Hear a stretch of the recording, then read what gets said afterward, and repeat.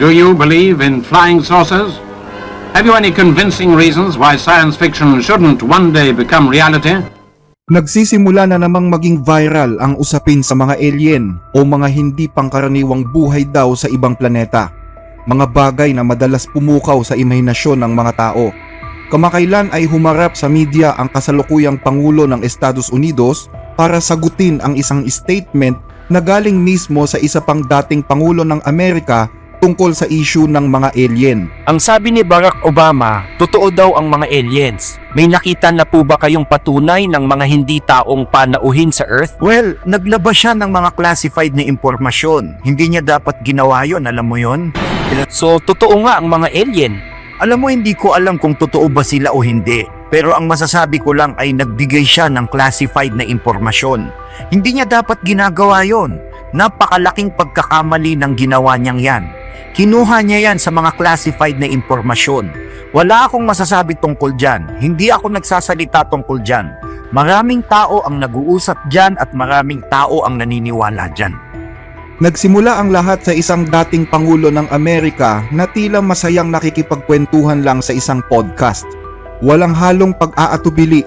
Direktang sinabi ni dating Pangulong Barack Obama na totoo sila.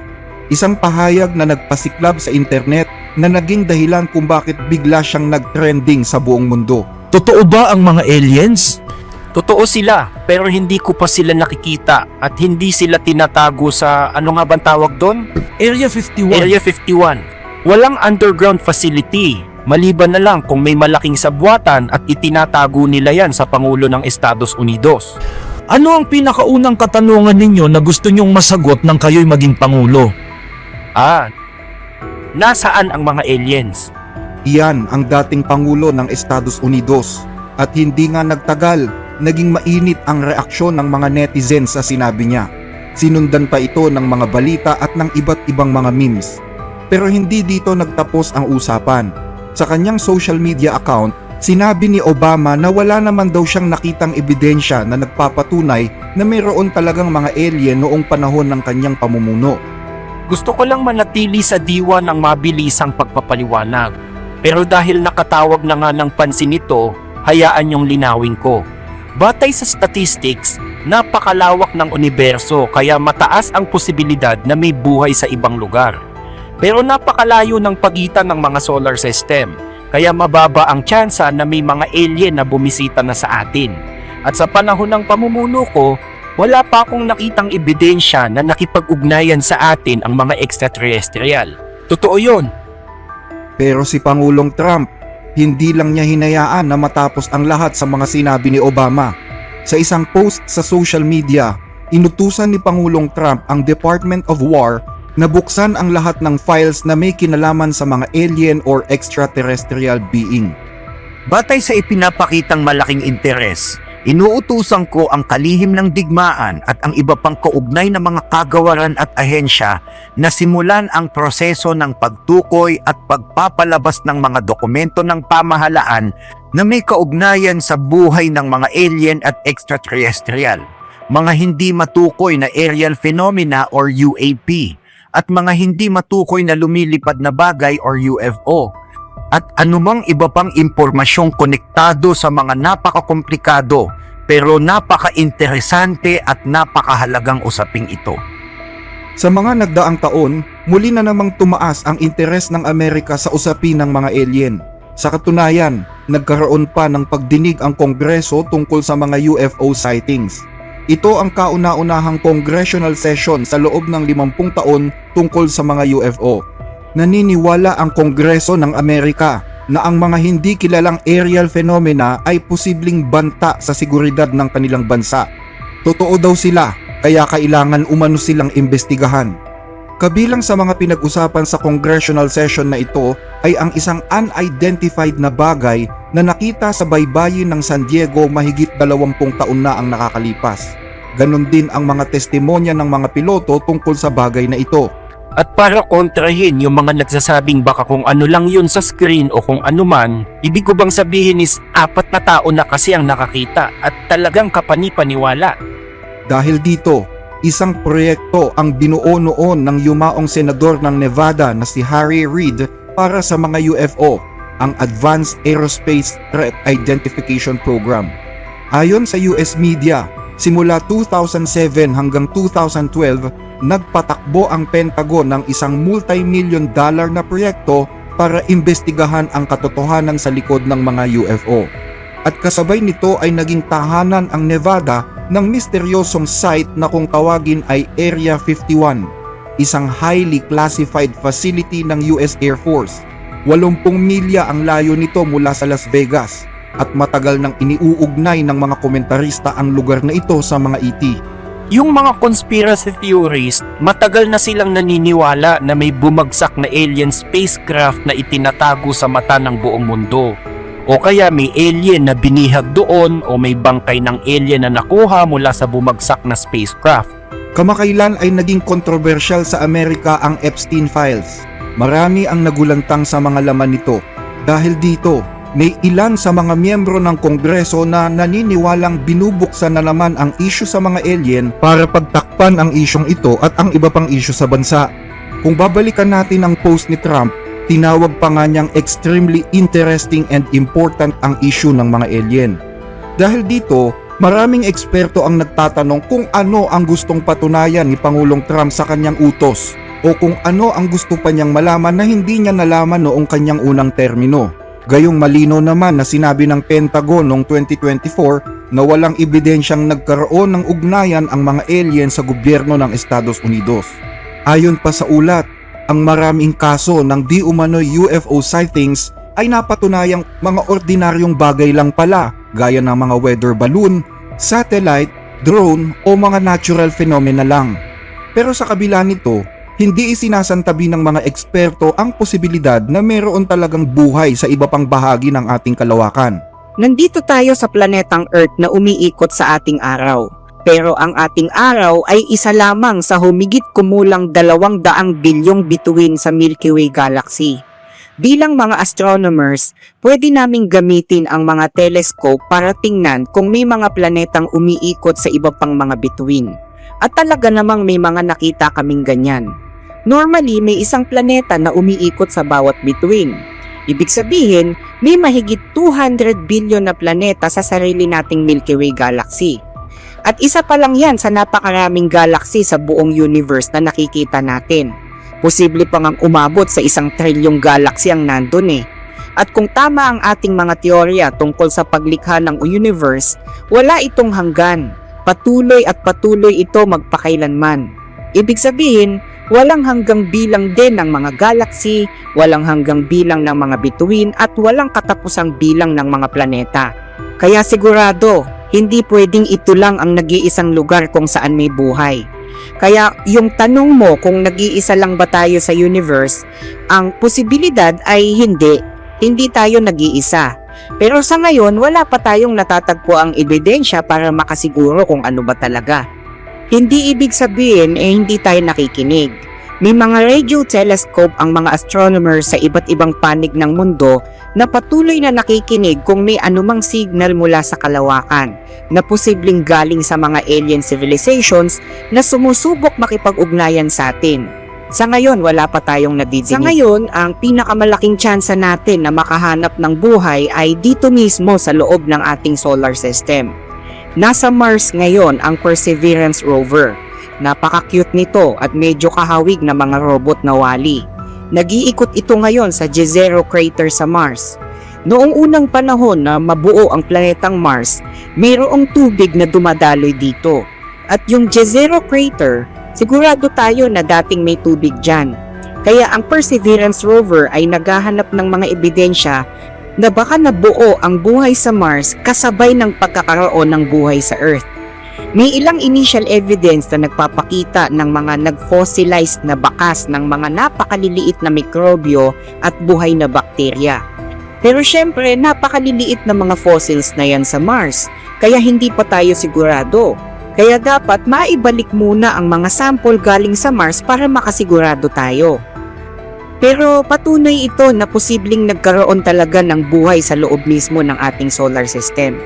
Mayroon ding 2 misyon na nakaplano para maghanap ng buhay sa mas malalayong bahagi ng ating solar system. Sa kasalukuyan, may isang European mission at isang American mission na pupunta sa mga buwan ng Jupiter. Isa sa mga buwan na ito ay tinatawag na Europa. Malaki ang posibilidad na may buhay na nabuo doon kasi may tubig. Isa sa mga misyon ang susubok na kumuha ng sample mula sa mga geyser spray na lumalabas sa buwan na yon para tingnan kung may ebidensya ng mga sangkap na posibleng pinagmulan ng buhay doon. Dahil dito, pinakamalaking tanong ngayon ng mga siyentista ay kung tayo lang ba talaga ang buhay sa buong kalawakan. Samantala, bagaman ayaw magsalita ni Pangulong Trump tungkol sa mga alien, naniniwala naman ang kanyang daughter-in-law na may inihahandang speech ang kanyang biyanan na magbubulgar ng nalalaman nito tungkol sa nasabing paksa. Sa tingin ko, sinabi nga ng biyanang ko na may isang talumpati siya na ibibigay sa tamang panahon. At hindi ko alam kung kailan yun. Doon may ibubunyag at sasabihin siya. At posibleng may kinalaman ito sa isang extraterrestrial na buhay, parang ganun.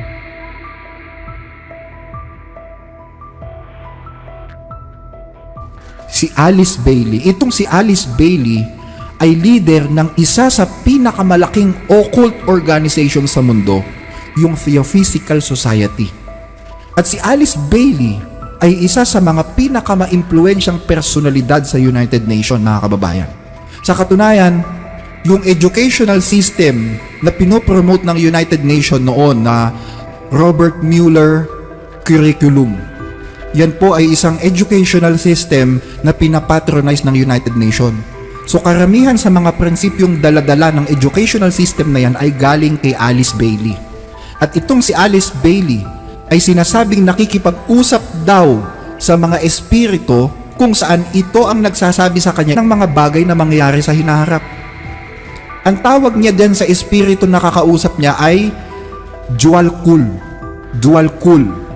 Ang Dual Kul ay isang ermitaryong taga-Tibet na wala pa pong nakakakita kahit sino dito sa Dual Kul na yan. Sabi ni Alice Bailey, diyan nang gagaling lahat ng kanyang kaalaman kay Dual Kul. At siya ay nakatira sa Tibet, doon sa isang isolated area sa China. Wala pang nakakakita dito sa Dual Kul na to. At ito daw Dual Kul na to ang sinasabing nagpaparating na mga mensahe kay Bailey mula sa spirit world. Tapos si Bailey yung kikilalanin na propeta ng United Nations, yung kanyang mga turo ang magiging basis ng Edward Mueller Curriculum na isa sa mga educational system curriculum na pinopromote ng United Nations. Ito, basa tayo Hindi katakataka na sinuportahan ni Bailey ang United Nations, na sa kabilang banda ay lubos na nagpatibay sa kanyang pananaw sa mundo. So sinuportahan ni Bailey ang United Nations and in turn, sinuportahan din siya nito. Nauunawaan niya ang oportunidad na ibinibigay ng UN. Ang bagong relihiyon ng mundo ay kailangang nakabatay sa mga katotohanang napatunayan na sa pagdaan ng mga panahon. Unti-unti na itong nahuhubog sa pag-iisip ng sangkatauhan at ito ang ipinaglalaban ng United Nations. At saan ibabatay ang relihiyong ito ng mundo? Sa paganong espiritualidad o okultismo, sa espiritual na hierarkiya o ang mga demonyo ng planeta, sa kakayahan ng sangkatauhan na makipag-ugnayan sa mga kasapi nito at makipagtulungan sa kanila, at sa pag-iral ng mas mataas na hierarkiya ng mga espiritual na enerhiya kung saan kabilang ang ating munting planeta. Ito ang tatlong katotohanan na posibleng maging pundasyon ng paparating na relihiyon ng mundo. Ang ganitong paniniwala ay nagkaroon ng isang masugid na tagasunod sa katauhan ni Robert Mueller na noong 1948 ay sumali at nagwagi sa isang essay contest tungkol sa kung paanong pamamahalaan ang mundo. Ang gantimpala ay isang internship sa bagong tatag na United Nations. Hindi lang ang mga masasamang politiko ang nasa United Nations, napakarami ring satanista at mga kultong kumikilos dyan. In fact, itong si Alice Bailey ang nagtatag ng tinatawag na Lucis Trust. Ang dating pangalan ng Lucis Trust ay Lucifer Publishing Company. Siya ang founder niyan. So binago lang yung pangalan into Lucis Trust kasi nga obvious yun na sa demonyo yan At nabasa natin kanina na sinusuportahan siya ng UN sa mga katuraan niya. United Nations headquarters, which was built in 1945 and financed largely by John D. Rockefeller. Inside UN headquarters is an ominous meditation room. The custodian of the meditation room is Lucis Trust Company. At one time, the Lucis Trust was located at 666 United Nations Plaza and was formerly named Lucifer Publishing Company. Alam nyo ba na dahil dito kay Alice Bailey na nakikipag-coordinate doon sa tinatawag ng Dwarkul, na yung Dwarkul na yun is wala pang nakakakita kung ano itsura nun, na ang sabi is nakikipag-coordinate daw sa espiritu ng mga demonyo. Alam nyo ba na dahil dito kay Alice Bailey kung bakit lumaganap yung paniniwala sa mga UFO? Itinuturo ni Alice Bailey sa kanyang mga libro na mayroong mga entity na nag-evolve beyond human level. Mga personality na nag-evolve at nagkaroon ng kakayahan at karunungan na higit sa level ng pangkaraniwang tao. Merong ganyang tinuturo si Bailey. At may kakayahan daw itong mga elementong ito na ipaliwanag maging yung mga buong pangyayari sa kalawakan. So dahil dito sa turong ito ni Bailey, naimbento yung mga kwento about planet Nibiru, alien interpretation, ng Sumerian tablet, UFO, etc. At kung ano-ano pang mga kabulastugan tungkol sa mga UFO. Lahat po yan ay nag-umpisa sa turo ng mga kulto, particular dito kay Bailey. Na may ibang mga nilalang na higit ang kakayahan kaysa sa karaniwang level ng tao. Alam nyo, personally, ayokong i-entertain yung usaping ito eh. Ayokong patulad niyang usapin tungkol sa mga UFO. Kasi may nagsasabi na talagang nakita nila. Meron naman nagsasabi na imbento daw. So pwede siyang hoax, pwede siyang imbento, pero pwede rin naman siyang totoo. Hindi natin alam, ayokong patulan. Pero isang bagay lang ang alam ko, mga kababayan. Gagamitin ito ng dyablo para ilayo ang mga tao sa Diyos. Gagamitin itong kwento ng UFO para pasamain ang imahe ng Diyos sa mga tao. Ginamit ang media. Ang Hollywood, remember? Yung TV program na X-Files? Kaya ang daming taong naniwala sa mga UFO ginamit ang media eh. Nagkaroon ng UFO religion. At hindi nga nabigo ang dyablo sa planong yan dahil sa kwento ng UFO ang mga tao hindi na naniniwala sa Biblia. Napansin nyo, may mga tao hindi na naniniwala sa Biblia eh. Yung iba naniniwala dun sa tinatawag na Sumerian tablet. Ayaw nang maniwala sa Biblia. So ang pananampalataya nila umikot na sa mga alien.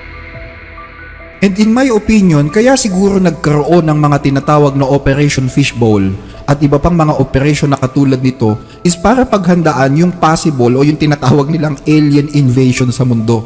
Yung Operation Fishbowl ay, yan po ang ibig sabihin niyan, ay isa po yung military exercise ng US National Defense way back 1962, kung di ako nagkakamali, kung saan nagtetest sila kung papaanong magpalipad at magpasabog ng mga nuclear bomb sa kalawakan. Parang pinaghahandaan nila yung alien invasion eh. Kasi bakit sila magpapasabog ng mga nuclear doon? What are their purpose, di ba? Kung ang digmaan is magaganap dito sa lupa. So sa mga huling panahon, bago dumating ang Panginoong Hesus, papaniwalain na naman ni Satanas ang buong mundo na ang pagdating ni Kristo ay isang malaking alien invasion para sirain at sakupin ang mundo. Yung nangyaring hysteria during 19th century, pwedeng maulit-ulit yon bago dumating yung digmaang Armageddon. Kasi nakita ng mga alagad ni Satanas, pwede palang dayain pwede palang lokohin ng mga tao using alien invasion. Eto, pakinggan ninyo.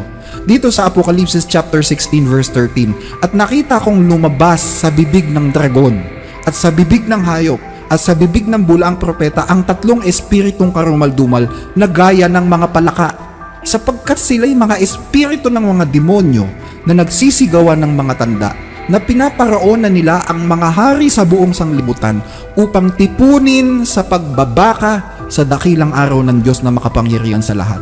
So bago maganap ang digmaan ng Armageddon, yung tatlong puwersa dito sa lupa, dito sa mundo, yung demonyo, yung halimaw o yung antikristo at yung bulaang propeta, silang tatlo, ang sabi ng Biblia, magpapakawala sila ng mga espiritong karumaldumal mula sa kanilang bibig. Pag sinabing espiritong karumaldumal mula sa kanilang bibig, ito po'y sumisimbolo sa mga katuruan, sa mga kasinungalingan na lumalabas sa kanilang bibig. Ano ba yung lumalabas sa bibig? Di ba mga kasinungalingan? So itong mga palaka o itong mga masasamang espiritu nito, ito'y simbolo ng mga kasinungalingan na ipapakalat o ipapadala sa mga pinuno at sa mga hari sa lupa para ihanda sila sa isang pakikipagdigma laban sa Diyos. Kakalabanin nila ang Diyos. Kasi ipaparamdam sa kanila ng dyablo na ipaparating na si Kristo. You have to defend this planet. Kaya nga pinopromote sa Hollywood how to defend the planet, di ba? Kung ano-anong mga apocalyptic movie. Talk of alien sightings at Bayside Marketplace. Ginagamit yan, mga kababayan, maniwala kayo. 8 to 10 feet tall, shadowy aliens. So, ipaparamdam ni Satanas dito sa kanyang mga kampo na sumasamba sa kanya, you have to defend this planet dahil wawasakin ito. Lolokohin niya yung mga tao na may alien na darating dito sa lupa at sasakupin ang mundo. Is that a possibility? Of course. Si Satanas pa lahat ng kabulastugan at kasinungalingan papatulan nun para lang maloko yung mga tao. Kasi inaangkin ni Satanas ang mundong ito na kanya to. And he will try to defend his dominion against God no matter what, dahil sisirain nga ito ng Diyos sa pamamagitan ni Kristo sa kanyang second coming. At pati siya sisirain din ni Kristo, ibubulid siya sa impyerno. Kaya gagamitin ni Satanas ang buong puwersa niya pagdating ni Kristo. Baka pwedeng humiling sa inyo ng like sa ating mga video, lalo na po kung nagugustuhan ninyo ang ating mga talakayan. Malaking tulong po ito hindi lang sa ating channel, kundi maging sa mga kababayan nating sinusuportahan nito. Maraming salamat po mga ka-blessed.